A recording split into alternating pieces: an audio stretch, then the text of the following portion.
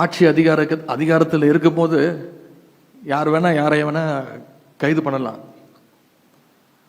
ஆனா பவர்ல இல்லாத போது, சொல்ல போனா எதிர்கட்சியாக கூட இல்லாத போது, ஆட்சி அதிகாரத்திலேயே இருந்த ஒரு முதலமைச்சரையே ஊழல் வழக்கில் சிறைக்கு அனுப்பின துறை நம்முடைய சட்டத்துறை, திமுகவுடைய சட்டத்துறை. இப்படிப்பட்ட பல்வேறு பெருமைகளை கொண்ட உங்களுக்கு இன்னைக்கு வர்ற விஷயங்கள், நீங்க பார்க்குற நெருக்கடிகள், இதெல்லாம் மிக மிக சாதாரணமாக தான் நீங்க எடுத்துக்கொள்ள வேண்டும். நான் உங்ககிட்ட கேட்டுக்கொள்வதெல்லாம், இந்த 100 நாட்கள் விழிப்போடு இருக்கிறோம், இன்னும் கொஞ்சம் விழிப்போடு நாம இருக்க வேண்டும். இன்னைக்கு தட்டு தடுமாறி பவருக்கு வந்திருக்கக்கூடிய இந்த புதிய கோஷ்டி பார்த்தீங்கன்னா, யாரா ஒன்று சீட்டுக்கட்டில் 1 இருக்கும், 2 இருக்கும் ஜோக்கரு. இங்க 52 ஜோக்கரு.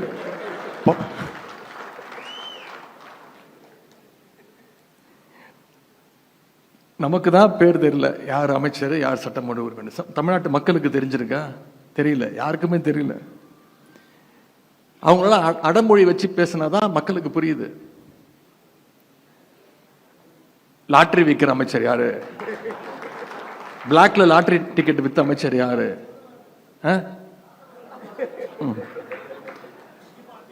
திருட்டு விசிடி வித்த அமைச்சர் யாரு? உருட்டுக்கட்ட அமைச்சர் யாரு? பவுடர் போடுற அமைச்சர் யாரு? காக்கி டவுசர் அமைச்சர் யாரு? சங்கி அமைச்சர் யாரு? இப்ப கிட்டத்தட்ட கலந்துரையாடல் ஆயிடுச்சு.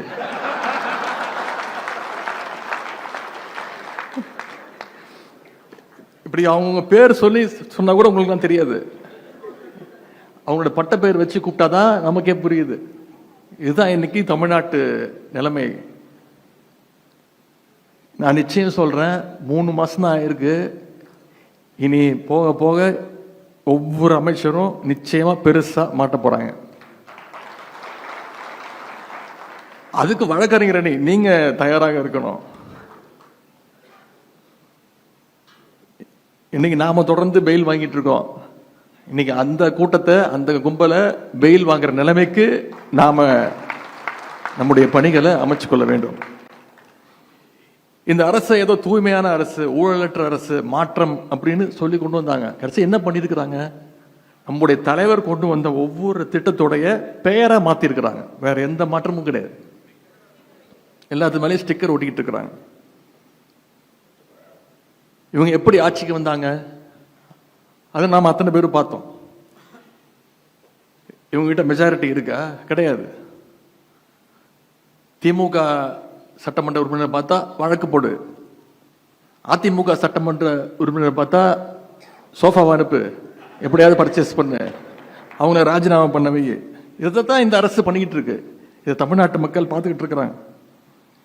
இது மட்டும் இல்ல, அரசு வழக்கறிஞர் நியமனத்தில் மிகப்பெரிய ஒரு ஊழல் நடந்திருக்கு. இதை சொன்னது யாரு? நாம இல்ல, ஆளுங்கட்சியுடைய வழக்கறிஞர் புகார் கொடுத்திருக்கிறாங்க, நீதிமன்றத்தில் வழக்கு போட்டிருக்கிறாங்க.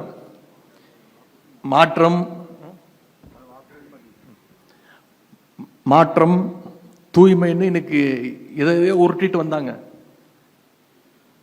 ஆனா இன்னைக்கு கல்லா கட்ட ஆரம்பிச்சுட்டாங்க. கோவையில் இவங்க என்ன சொல்லி ஆட்சிக்கு வந்தாங்க? போதைப் பொருளை ஒழிப்போம்னு சொன்னாங்க. இன்னைக்கு கோவையில் போதைப் பொருள் பத்தி தகவல் கொடுத்த கல்லூரி மாணவன், அவர் பேர் அமுதன், அவனை காவல்துறையே காட்டி கொடுத்திருக்கு. காவல்துறை கூப்பிட்டு கேட்டிருக்கு, இந்த பையன் எல்லாத்தையும் சொல்லியிருக்கிறான், யாரும் போதைப் பொருள் விற்கிறாங்க, யார் மூலயமா சப்ளை நடக்குன்னு சொல்லியிருக்கிறாங்க.